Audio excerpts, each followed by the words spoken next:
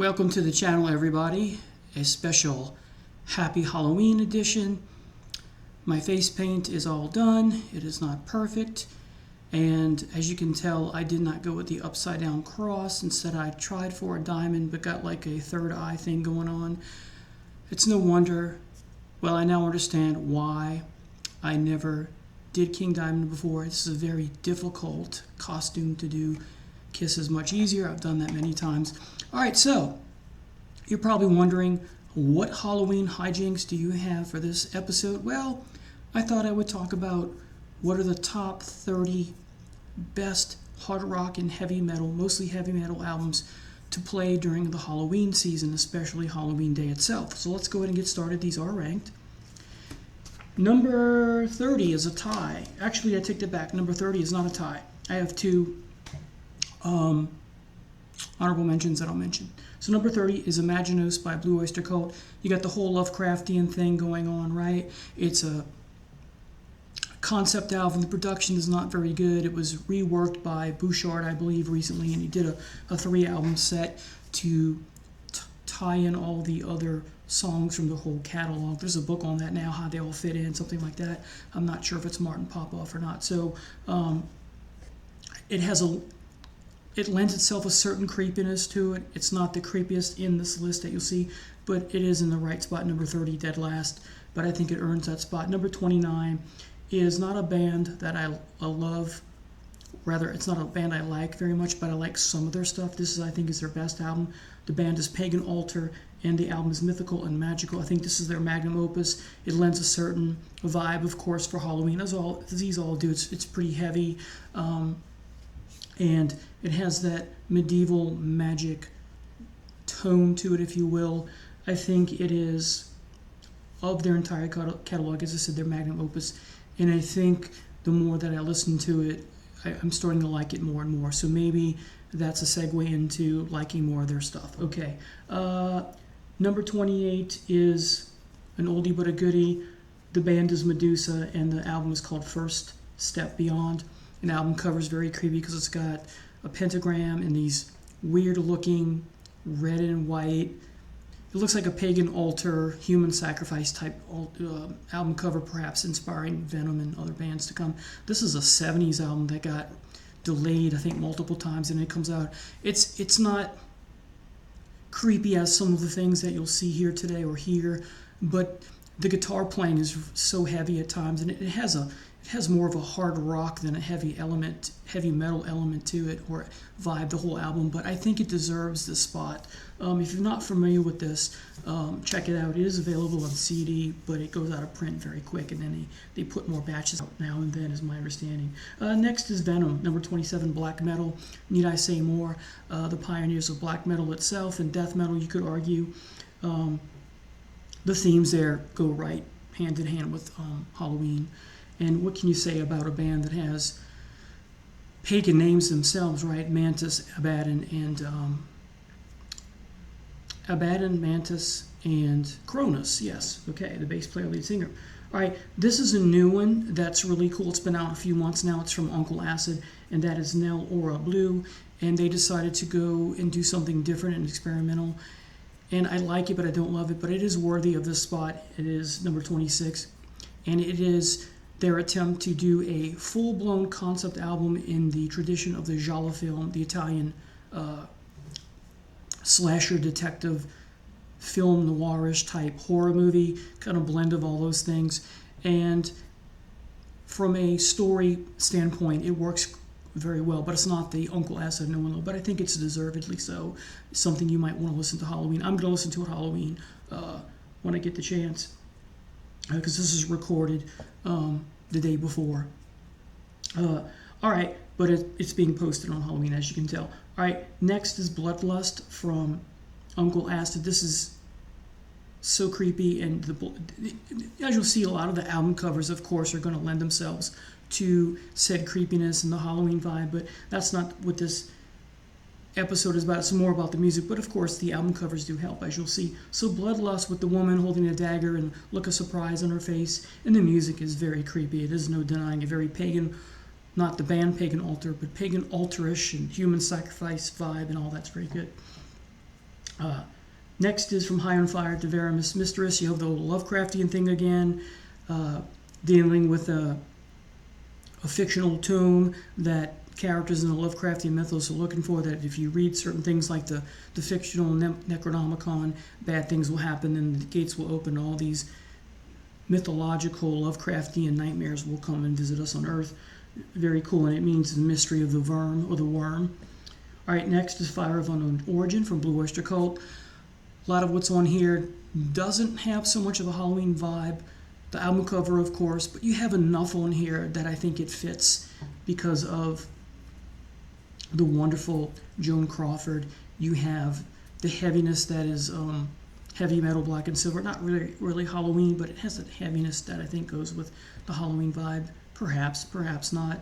And of course, Fire of Unknown Origin makes me think of the show Supernatural, because the fire, if you know how the story begins, takes Sam and Dean's mom, and it's very supernatural, very creepy. I can watch these episodes where this thing appears and takes their mom and kills her, or brings her to another realm, that kind of thing. Just excellent. And there's some other things that work here that go with Halloween, like Being the Sole Survivor. That's a song. And there was another song I was thinking of, Don't Turn Your Back. So it works pretty well, so most of the way through. Next, 22 and 21, Keeper of the Seven Keys, Part 1 and Part 2 from Halloween. Got to have Halloween in this list, so I'm putting it there. Very power metal, and it's not because of the name of the band, but I think it deservedly so, because it lends the feel of the mysteries of Halloween, or from a band standpoint, but also the mysteries of Halloween, even though Halloween itself isn't necessarily the subject of the matter, but the creepiness, or the quasi demi creepiness, that it's a beautiful album. There's some wonderful singing, of course, very Queensryche. You're in my heart, you're in my soul, that bit, right? But it's while it's not pure Halloweenish, there's just enough there to make you think of it. At least I do. Maybe I'm crazy.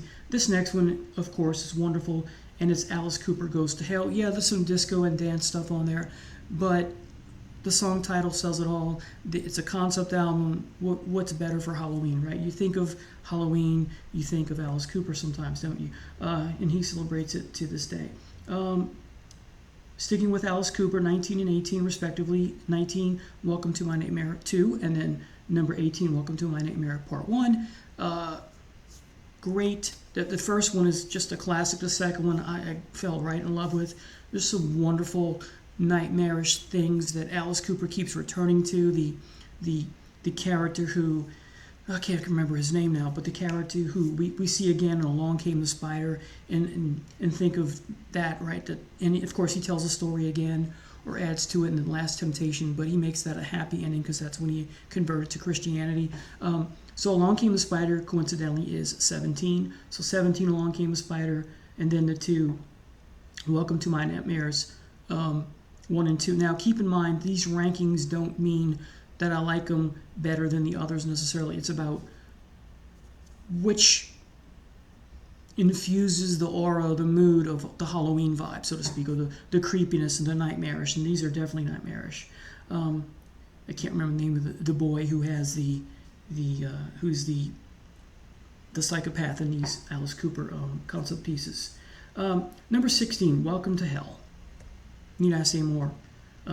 Venom-y goodness, if you will. Speaking of Venom, number 15, At War with You Know Who, The Man with the Horns. And you have that epic title track, very creepy and melodic at times, really kind of, but yet just it fits well. It's like a soundtrack, that title track, so I think it's very Halloweenish from a vibe standpoint. So this next one you got to include, and it's not just because of the title of the EP, but Slayer's Haunting the Chapel. Need I say more? Speaking of Slayer, 13 and 12. 13 is Hell Awaits, 12 is Show No Mercy. Very fitting with the Halloween mood and vibe. Number 11, Reverend Bizarre's debut album, In the Rectory of In the Rectory of the Bizarre Reverend. You have the wonderful closing track, Kirith Ungol. This is the album is haunting, it's disturbing, it's by Goya, but the music inside, I could have ranked this higher. This has a wonderful Halloween and nightmarish vibe to it. It's very haunting, and I don't own it, but I occasionally listen to it on Bluetooth through my cell phone. All right, if you're not familiar with it, check it out. Number 10, In the Shadows from Merciful Fate. This is perhaps Merciful Fate. Well, this is Merciful Fate's comeback album after, a long stint with King Diamond doing solo stuff, King Diamond. But I think this is their creepiest, most nightmarish, haunting album. And sometimes it's just too evil and disturbing sounding that I don't listen to it anymore. It does give me the heebie-jeebies, but I have to put it in this list because it's so, it has that Halloween vibe. Number nine, Living with the Ancients by Blood Ceremony, my favorite Blood Ceremony. You could put any album in this list except for maybe the first album because it has too much flute. But this is, again, very Lovecrafty, and hence the title, well, the title is. And it's their magnum opus, it's their best work. There's just some heavy goodness here, very haunting at times, just all around something you want to play for Halloween, right? This should be a staple in your Halloween list, The Number of the Beast from Iron Maiden. Yeah, some of the songs on here are their typical early stuff that are about science fiction programs, but you have enough stuff like Hallowed Be Thy Name and The Number of the Beast, the title track, to give it that place in this list for albums you must play, or parts of the albums you must play during Halloween. Number 7, the debut from Merciful Fate, Melissa. The Dynamite album, haunting, creepy, high register vocals from the man himself. Haunting album cover, of course. Nothing, you could argue, nothing says Halloween like Merciful Fate in so many ways. Them is number 6. Back to King Diamond. This is a great story, a great concept album. My second favorite King Diamond album of all time. My first is something else. It's in this list. It's coming, so I have to include that. Again, great story. The double twin guitar of heavy metal goodness is just the way they play it. These guitars play off each other. It's just dynamite. Back to Merciful Fate with number 5, Don't Break the Oath, my favorite Merciful Fate album. The album cover, of course, lends itself to the mood and what we're talking about, but the songs are just, this is the best album for me personally. It's creepy enough, it's haunting enough, it's got the right vibe to play in the month of October, or definitely leading up to Halloween and Halloween itself. Just some heavy metal, wonderful, pleasing heavy metal. Again, it's all about the twin guitars, right? For the most part, at least for me. All right, number 4 should not shock you or surprise you. Another Slayer album, and that is Rain and Blood. Most of the reason it's here, there are other reasons. There's the whole album, the album cover, the whole album lends itself to the spirit of Halloween, But that semi-title track, Raining Blood, is just with the bells and it's just so perfect for Halloween. Next is Electric Wizard. Gotta have an Electric Wizard album in the list, and that is Black Masses. Need I say more? Goes with the pagan altar thing and the whole shtick for Halloween, right? Horror movies and all that. Great title track. Probably their second best album after Dope Throne. I love this album. Some days it's my favorite, but it's number 2. Great heavy metal album. One of the best heavy metal albums of all time. Next is Abigail from King Diamond. I almost said King Crimson. King Diamond. I Love Me, this album. Again, like them, has a great concept story, great concept album. The story's even better than them, I think. I'm blown away every time. It never gets old. Every time I listen to it, perhaps I hear new things, perhaps not, but this is the one I gravitate to the most. This is my favorite King Diamond album of all time. And then finally, number 1, go figure, the one that started it all, Black Sabbath, part and parcel because of the title track that is so creepy, right? Sometimes I think Hallowed Be the Name is a part 2 to Black Sabbath, or you can pretend, at least I do. But anyway, the Black Sabbath album has things like the Wizard on it. Wizard makes you think of Wizard and magic makes you think of Halloween, Nativity in Black, right? Definitely Halloween vibe with the devil being born again, or talking about his birth. That's what that means in Nativity in Black, in case you don't know. And You have Behind the Walls of Sleep, which is Lovecraftian at its best. The whole album from start to finish has that Halloween vibe, that hauntiness, that creepiness. Even if the song lyrics or the title of the song doesn't have a Halloween or haunting or Halloween mood, the music certainly does. The tritone and all that, right? So Black Sabbath is at the top of my list. Now, here's a few honorable mentions. I just thought of another one I have to include this, and that is King Diamond's first album, Fatal Portrait. This is not my favorite King Diamond album. It has its moments. I would say half of it's really good and the other half is just but not a bad first effort for him going solo.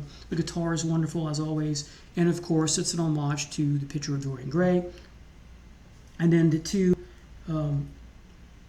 honorable mentions of the three, the one that these two I had written down, that one I had not, is Diary of a Madman from Ozzy, because of SATO and Diary of a Madman, the title track. Those two are very, well, they lend themselves so well to the spirit of what I'm talking about. And the rest of the album, not so much. But it's heavy enough, and just go with it. At least I do. So, and then this one, not so much as I'd like it to, but this album has songs that are stories that deal with vampirism. The first two, Walk in the Shadows, I Only See in Infrared. Of course, I'm talking about Queensryche's Rage for Order. And then you have London, which makes me think of Dracula and his, visiting London. Maybe that has something to do with it. So maybe a stretch there. I think it is that. And then a lot of the other albums dealing with the stuff you have on The Warning with, technology destroying and dehumanizing humans and that kind of thing, or mankind. So it's not totally a haunting and chilling album from a vampire or horror standpoint in a Halloween sense, but there are horrors from technology dehumanized. So that can count. You can count that as a Halloween theme. Anyway, tell me what you think of my list, and if you would like to add something or take something out, post it in the comments. And please consider subscribing to the channel. Happy Halloween.